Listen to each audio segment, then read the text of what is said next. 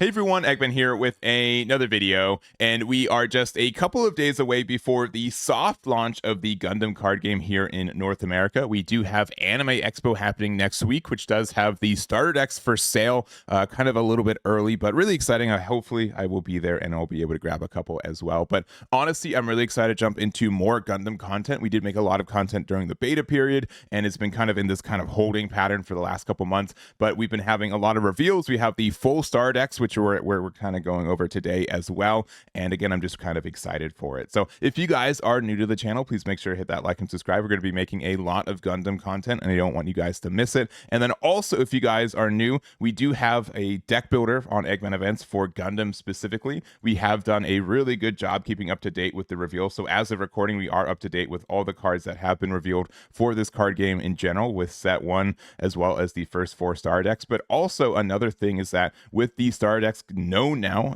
we do have on the structure deck page, if you go to Gundam, and then we do have the 4 star decks here. So star deck 1, we do know 50 for 50 what the ratios are. For star deck 2, 3, and 4, we know the cards that are in this deck, as well as what I would expect to be the ratios for these. These might be off by a couple cards or so, but if that does happen, I will update it on this page. But if you guys want to see the star decks, if you want to play with them or anything, you just hit the star deck 1 here, and then also you can press the little gear here. You can hit proxies, and then it will generate some PDFs for the proxies for the cards. So if you guys want to get started early, best way to do that is right there. So, but we are going to go over the star decks one by one, go over my thoughts on what they do and how they perform, and then also at the end, I'm going to have like kind of a tier list for it, just my last thoughts, right? Nothing too crazy, but I know some people are really wanting to grind their release events, and I want to have that kind of resource for you guys too. So let's just jump on into it, though. We do have our first one, which is the blue and white. It is the Gundam, like the OG Gundam, as well as Gundam Aerial. So kind of the focus of this deck is kind of like a with Academy and like Earth Federation kind of mix between the two. This card's been kind of known as like one of the cards in this game, right? One of the poster childs for it. So it's just a repair 2, which just means that this card is like really good at doing some value trades in the mid game, where you can trade into something, and then additionally you still get that additional repair 2 back. The fact that it also can buff up your cards to be AP +1. The card that it links with is supposed to be Amuro, right? Which this kind of combo is really nasty. This card's actually really great, if I'm going to be honest. So when paired, choose one of your enemy units with 5 or less HP, and you get 2 rested. So being able to interact with a lot of cards in this game, especially since in these star decks, most things are level 5 or less, right? There's only a couple exceptions to this. So being able to rest anything, and especially like I think every blocker in this game right now is 5 or less for this. So being able to rest any of those blockers is pretty nasty. The other kind of thing is that there is like a lot of benefits for doing, like I would say, some just pairing instead of linking with the Soletta Mercury. So this is attack once per turn, choose 1 resources, set to active, and it's also a +1 AP and +2 HP. So what you can do is that you can make this a 4/6 with repair 2, which means it's really tricky for a lot of people to just do 1-for-1 trades for this. But also the during pair effect still activates, so you become a 5/6 with Soletta still paired to you, which also means that you are able to hit into pretty much any base that exists in this game right now. So that's kind of like where I think a lot of this power is not only this Gundam and having 2 pilots that kind of sync really well with it, but then just being able to just get these value trades. So there's also the Aerial, this being able to be when paired, choose 1 enemy unit that is level 5 or lower, gets AP -3 during this turn. So this is also great for you to just do some really good value trades where you are able to attack into your opponent, get removal for their stuff without actually getting damaged or repairing the damage. So this is one of the newer cards that they revealed for it, and it's just a really great card to not only again use with Soletta, because you do become a 5/6, but that just helps you out throughout the game. So other than that, we do have some like beginning blockers, right? We do have Demi Trainer, which we've known about this card for a long time, but we also do have Zawart here, being able to be a blocker. That's a 3/2. This can't attack into players, so you can't use this to attack into like an EX base and get rid of it. But having this 3/2 blocker that you could potentially give it, like even like using Soletta here to make this a 3/4 in some scenarios can help you do some really nasty 2-for-1s, and I think that's kind of just great for this deck. So we do have like just some additional cards to link with. We do have like Bit On form, which we've done for a while, as well as the Gundam MA form. This has a completely different art from the beta, so you might have to relook at what this card is, but this card getting some draw is really nice, and pairing with Amuro. And then lastly, we do have, honestly, white base is like one of the best bases in this game, in my opinion. The fact that this can just generate like kind of infinite value in the late game is fantastic. The fact that it just generates a body that you can continue to generate bodies with is just really strong. And there are at least, a lot of these games that I've had kind of develop into like a top deck scenario. So white base being able to not only like draw me a card from my shields, but also being able to generate tokens every turn if my opponent doesn't deal with it. Again, just leads me to winning a lot of games as well. So I think this is honestly one of the like better starter decks that we have for this. The kind of game plan for it is really solid. You do have these ways to do some really good value trades, and then we do have like some great command pilots here. So dealing 1 damage or just having that +1 HP, being able to heal 3 can be really great. And that +1 can also mean that, even if you're just like this one Gundam here, right? The fact that you can make it a 4/4, but then the during pair effect makes it a 5 means you can, one-shot bases, which is really great. And then unforeseen incident here. Main or action, choose one enemy unit, gets AP -3, just means that this is one of our few ways to interact during our opponent's like action step kind of thing. And if they feel like they have a really good trade, you can use this unforeseen incident, and then you can just kind of change the state of the game. So I don't want to run too many of these, just because there is like, it's a card that sometimes like it doesn't do anything if you have to already have a board. You have to have kind of units established, and if you don't, this card is just kind of dead in your hand at times. But by and large, I think this is a really solid list as well. This is for sure 50 for 50 from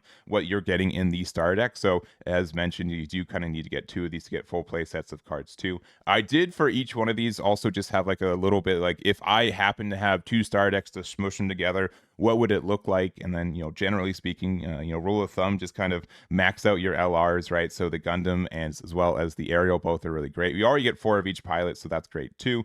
I think the only other thing is that I really do like the Zawart and the Demi Trainer. Just having some additional blockers can prevent you from just losing games at times, which is nice. And then I kind of scale it back. I did again put 4 copies of White Base because I really like that card. I think it's very strong, and then just kind of changed a couple ratios for these two. So if you want to see what this looks like, it's there. I think like you're going to just have a lot of I don't think anyone's like doing like a star deck thing where it's like 2 together, but I just wanted to have that kind of knowledge there. So I also think that there are obviously a lot of cards going into the first set that supports kind of this archetype compared to like a lot of other Bandai card games where we kind of have a leader or something to kind of dictate the identity of this deck. The fact that this game is really open-ended for deck building means it's really nice for, I can use any color combination I want, but it's also like a little bit intimidating for, I think, newer players, because you can get these star decks and then upgrading them can be kind of a weird path. So I'll probably make a video of that in the next couple weeks too, as we get more and more of set 1. But here's kind of my thoughts for the first star deck. I think it's a solid pick. Like if you don't know any better, I think this is just one that kind of shows a lot of fundamentals, kind of easy to pick up. And I do think like Gundam, like this one just is gonna have like a lot of like synergy moving forward. So there it is. Next up, we've got our second one, Wings of Advance, which is kind of one of my favorite ones, just based on just the theming. Wing Gundam is one of the few Gundam series that I've seen from start to finish, so I do have a little bit more of like the personal attachment for it. But there's just some really great cards, and I love the theming for this one too. So we do have the full 50, which something that was really surprising for me is that when we were in the beta, one of the color identities for white was the color that got blocker, and now in this deck we've just got a lot of like additional blockers that they just kind of revealed for it. So we do have this 1/1 blocker, as well as the Ares, which is an Oz type, which does make a difference for some cards that we will get in set 1 as well. There is some synergies with Oz in general, but kind of the big bad boy for this deck is the Wing Gundam. So this is in beta this was like the largest card in the set, right? It was like the level 6 was where it capped out for it. The fact that this card has Breach 5 is fantastic, and whether you are linked or not, this unit may choose an active enemy unit that is level 4 or lower as its attack target. So this lets you attack into something active. You get a positive trade, and then you get to do Breach 5, which, as mentioned, 5 damage gets rid of any base in the game right now. So even if your opponent like based up or something and they have a blocker, you say, okay, cool, Wing Gundam, I'll attack into your blocker and then I'll breach 5. And your base really, didn't get the value that you're hoping to get for it. So I think that's something that's really, really strong. You do need to kind of, if you also are able to link it with hero, you are able to make it a 7/7, so it's naturally a +2/+1, and then with the unit, when the linked effect, you get the additional +1/+1, so it's a +3/+2 on HP and sorry AP and HP, which makes this a 7/7. Which some decks like generally have to like 2-for-1 trade for you, and you still likely took out something and you still got your breach 5. So all of that I think is really fantastic. So other than that, we do also have kind of like the Oz side of this. So generally speaking, when we were looking at these cards first, we were almost always only seeing like the green stuff, right? So that's kind of the original half of this deck, and the other half is like the Oz, like the Zex Marquise part of it. So this is the Tall Geese. This card is actually, I think, really sick as well. Activate main once per turn 4, set this unit as active. So and then you do have this link with Zex as well. So something that you will notice, I think, in this game, especially with the starter decks, is that during the late game, you'll have all of these resources and nothing to do with it, right? If you came from One Piece, which I think a good amount of my viewer base have, you will know that, oh, maybe I won't be able to use all my Dawn every turn for playing stuff, but at least I can attach it. In this game, it's not too surprising for you to just be like, well, I only have 5 resource worth of stuff to do. I don't really have anything to do with these other 5. But Tall Geese solves that problem in a lot of decks, where it's forward for a restand is fantastic. It means that you can do something where you can like attack into a shield, restand, and then attack into a body and like trade with it, which is really great. I think this is just like a really solid way to sink a lot of your resources if you have nothing better to do. So, and then we also do have the Zex pilot. So during your turn, when this unit destroys an enemy unit with battle damage, you get to draw 1. So that's super big, being able to do that trade. The fact that this lets you like draw a card and say, you know what, I didn't actually use the card advantage game in this game is huge. If you go 1-for-1 for your opponent, but you got this additional +1 off Zex, you are up 1 card, and that 1 card makes a huge difference in a lot of scenarios. So it doesn't have to be specifically the Tall Geese too. We do have like this Leo here, which Zex is a level 5, so you're not going to be able to do this into like the mid game, but being able to say, you know what, I need this to be able to trade with something. I'll attach my Zex. I'll be able to go 4 into something that really needs that, trade there. And then I still get to recycle this and get like kind of a draw 1 trash one, if you want to think of it that way, with Zex. So I think that's something that's really, really strong for blue in general, is that the amount of like identity of like drawing cards and stuff. So other than that, we do have like some additional cards. We do have Wing Gundam Bird Mode. So I think this card will eventually be cracked. I think in like the beta, it was kind of like in a weird spot where like since we capped out on level 6, we just didn't really have a good reason to use all of these resources. But also the fact that Hero turns this into a 5/4 because you do link with it is great and like absurd for like some early game pressure. But it can also be, if you play this on curve, you're at level 3, you go to level 4 with an energy marker, and then you go to level 5 afterwards. So you can play either like your heavy arms a little bit earlier, or your Gundam Sandrock as well, and then you can go into your level 6 pretty quickly. So I think that's something that's really strong. You do kind of want to see your Wing Gundam Bird Mode on curve, and if you do, you get rewarded for getting that additional level curve, which is really, really nice. So the rest of the deck, we do have some bases. We have St. Gabriel's Institute. This is like the closest thing that we have for like searching, and in this deck currently is just you look at the top 2 cards, put one on the top, one on the bottom, which is better than nothing. But it is a little bit there are better ways to draw cards and find cards in this game, so it's just fine for just a a level 2 base. And we also have the base here. So Corsissa base, deploy, add 1 shield to your hand. Then if it's your turn, deploy 1 Tall Geese, which is an AP 4 HP 2 unit token. If it's your turn and a card with this Corissa base is already in your trash, you instead just makes 2 Leo tokens. So it's great, right? It's kind of like I wouldn't say it's as good as white base, but it's something that gets the immediate value. So if you play it on curve, being able to play at a 4/2 and also establish a base is actually pretty strong in a lot of scenarios. I think in this deck you still want to rather play bird mode on curve, but still not too bad for also just being a base that you can put in the deck. So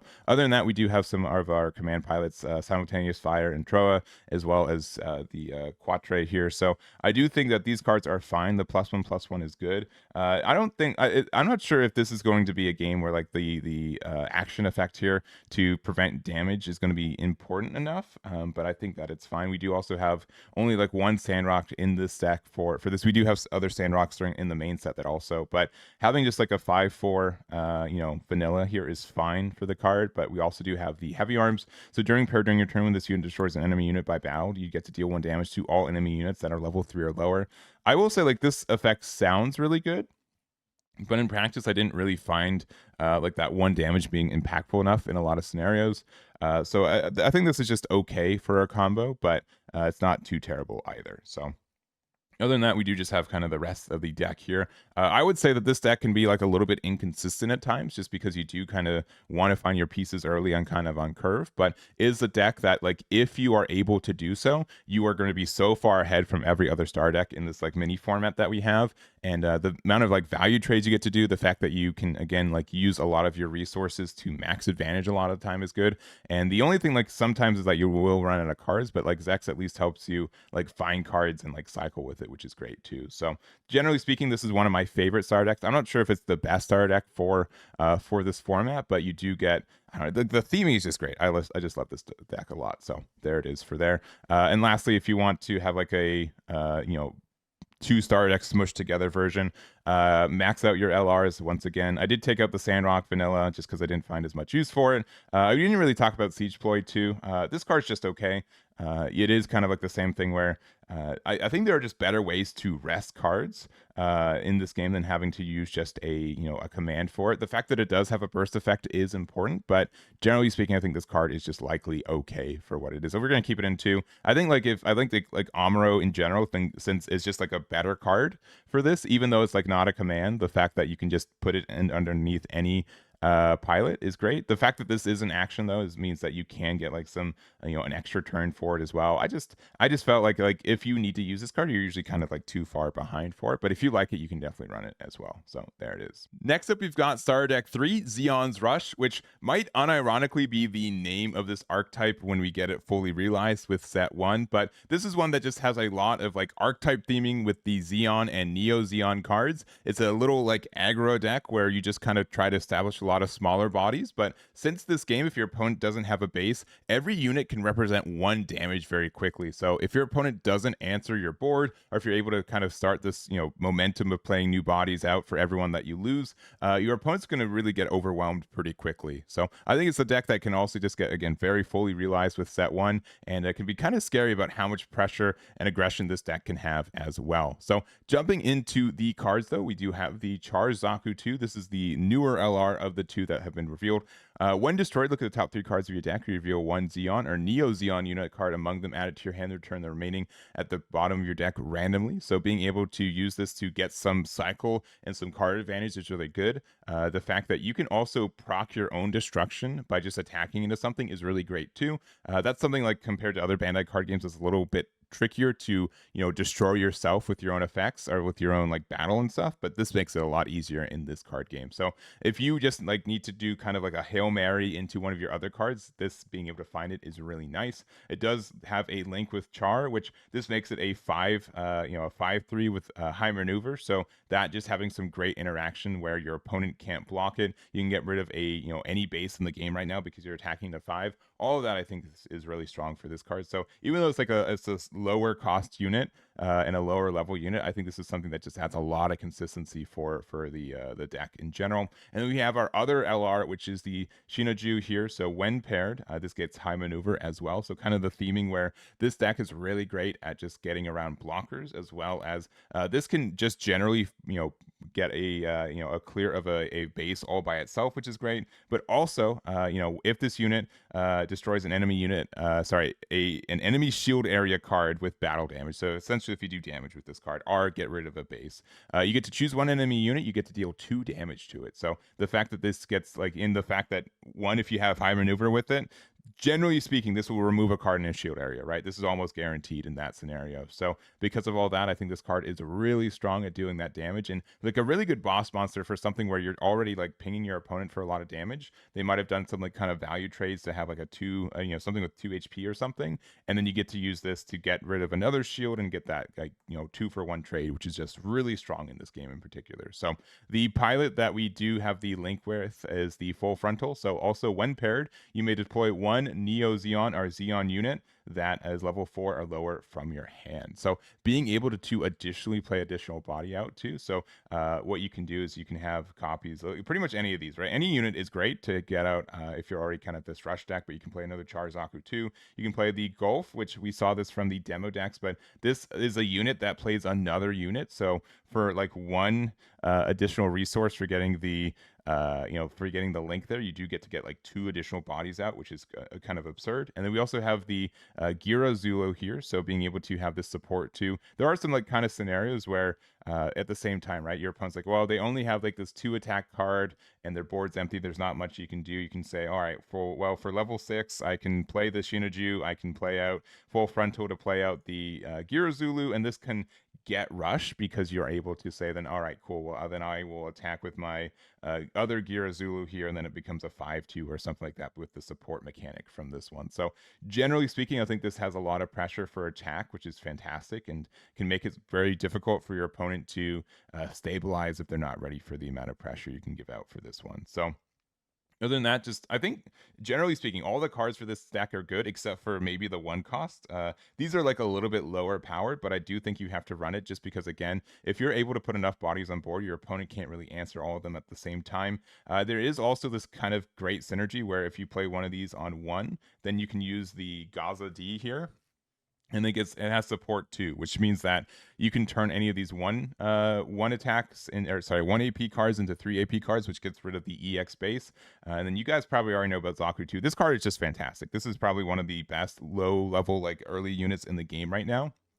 And so I think all of this is just really, really good. So other than that, our kind of command pilots, we've got Ignition are the Angelo here. So being able to get the plus AP during a main or action is great. Or just like the 1 if you know you're going to get more value for it. But generally speaking, there's just a lot of pilots where like you just, link or pair and then they're just gone afterwards after you get the trade that you want. So I think that is really nice. We also do have the close combat here, so just being able to just straight up deal 2 damage also on like a main or action. I think this card is like a really just good command by itself because it will almost always get some value, so that's good. And then we also have the Blue Giant, which is another command pilot. So being able to just give something the can't you get damage with 2 or less AP is fine. Like your opponent might not like recognize this scenario. This is also like something maybe in the future where you can kind of pair with like if you have like a green and white deck, you can use this so that they you reduce the AP of something and then you can't take damage at all, which it's a 2-card investment but could be the trade you need. But also you can just get a +1/+1 to make this a 3/4 and get that kind of additional rush attack. And then our bases are also just really, really good. We got Ryula as well as the Falmel. I think this is just just making a unit and getting immediate value is fantastic, as well as the Ryula being able to just deal 1 damage to something with a level 5 or less.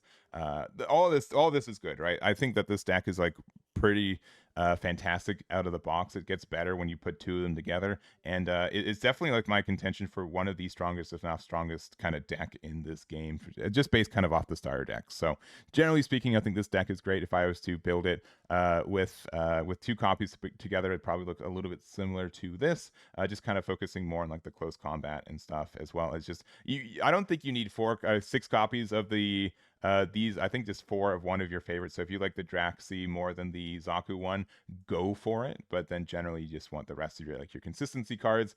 Golf, if you have more copies of it, is great. And then the boss monsters for this deck is just really great too. So here's the build there, and I think this deck can be very, very scary if left unchecked. So there it is. And then lastly, we do have the starter deck for Seed Strike, focusing mostly on Gundam Seed. And this one's just really, really interesting to me, right?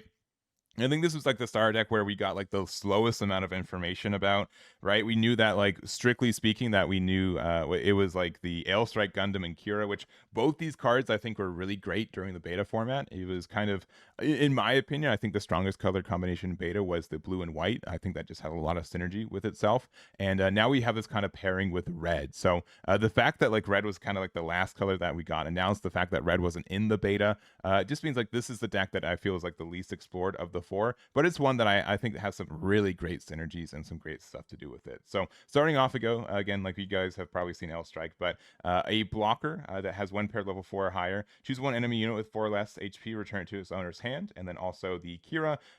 One attack, you choose one enemy unit gets AP -2 during this turn. So this is actually like one of the best pilots for trading proactively. I wish it was like a 1-2 instead of a 2-1 in some spaces, because getting that 1 HP extra would be good, especially like on a blocker with the L Strike Gundam. But I think this card is just really great for doing those trades. And again, you can just use any unit in the game, right? So then you can change it to, like for example, even if you need like Strike Dagger to have like a good value trade or something, you can do that with Kira, which is really nice. So I think that's great. And then we also do have kind of like the red of the LR. So we got the Aegis Gundam. So attack if this unit has 5 or more AP. Choose one enemy unit that is level 5 or higher. You get to deal 3 damage to it. So this is just really great for getting some good value trades as well. It's very easy to make this have a 5 attack. So, or sorry, 5 AP. You just add pretty much any pilot that we have, right? We've got the Athron, which is obviously the one that you're supposed to already link with. We have Hawk of Endymion, which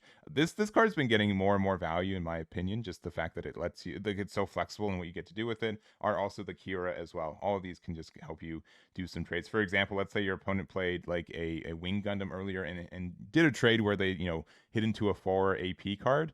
What you can do is that you can say, cool, well, anyways, I'm going to use my Aegis Gundam. I'll attack into your shields or whatever, and then that 3 AP, that 3 damage will go to the Wing Gundam, and that just feels kind of tough for those scenarios. So the other kind of cards I kind of want to talk about is the Aegis Gundam MA mode. So also has like a link with Athlon here. Having the breach effect is great for doing some trades. It is breach 3, so honestly, like, it's either breach 1 or breach 5. Other than that, like, anything in the middle is like whatever. There are obviously some scenarios where breach 3 is helpful if you've already done like a little bit of damage to your opponent's base. But the fact that it has breach at all just means that you can kind of aggressively go for board while still getting closer and closer to your win condition. So since both these link with the Athron here, so when paired with this link unit during this turn, you can attack active cards too. So this can work for either of them. Obviously, the card with breach is a little bit better for that because you get that kind of 2-for-1 trade. But then also the Aegis Gundam here,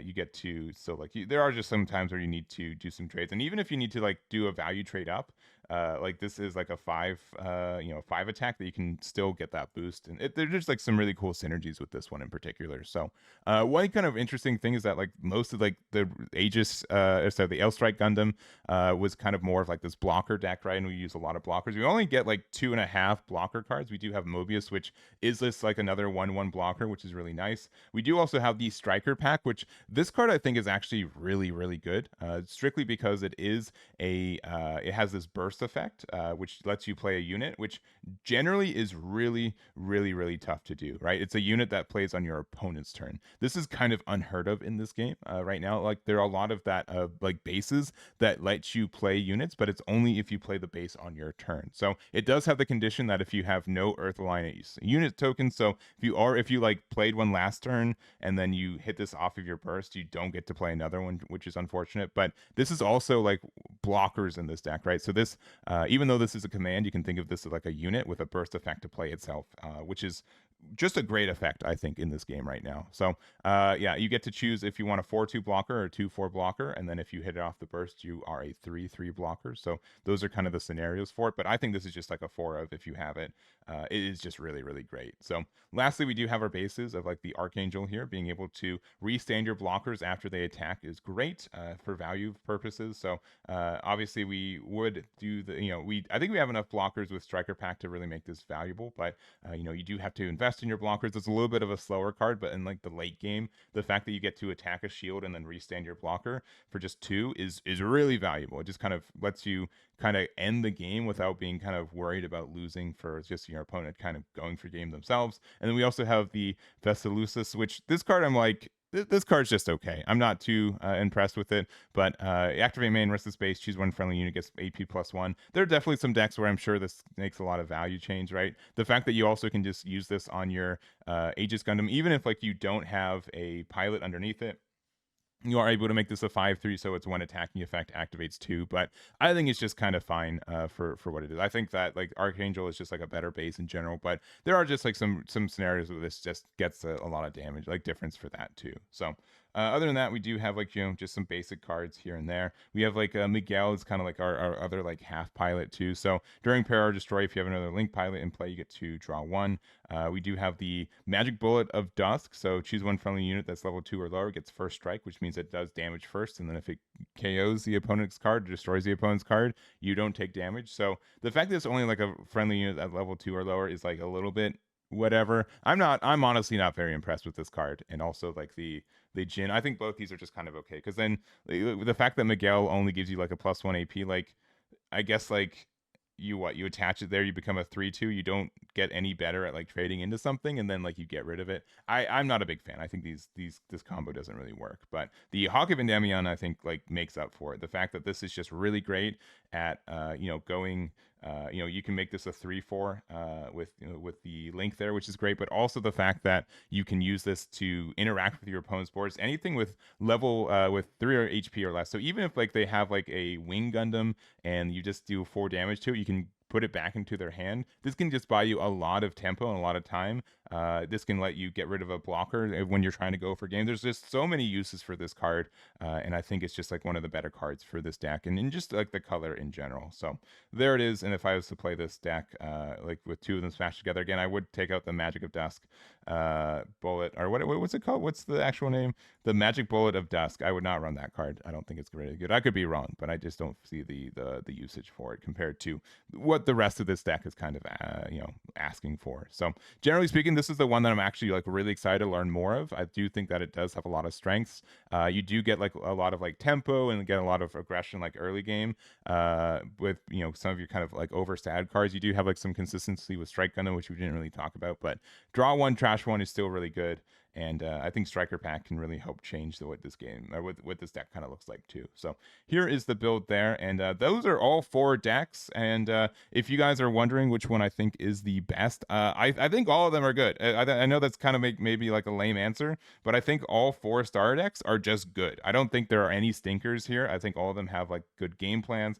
And I think that for like starting out a game, these are really strong decks for it in general. So if I was to have to choose which one I thought was best, I'd probably say that Star Deck 3 is probably the one that I think has the highest ceiling for being very strong. I think that Star Deck 4 is one that I have the least experience with, just because again, like a lot of the red cards weren't revealed until later, and it's something that doesn't really function as much as like compared to where somewhere we're in the beta because of that. But I think that it has like the chance to do very well. I think that the blue white one is like a really safe pick. So if you are new to card games and just kind of the decks in general, I think that this one is really, really good for you. And then this one's still my favorite. I do think that it's something that's really inconsistent.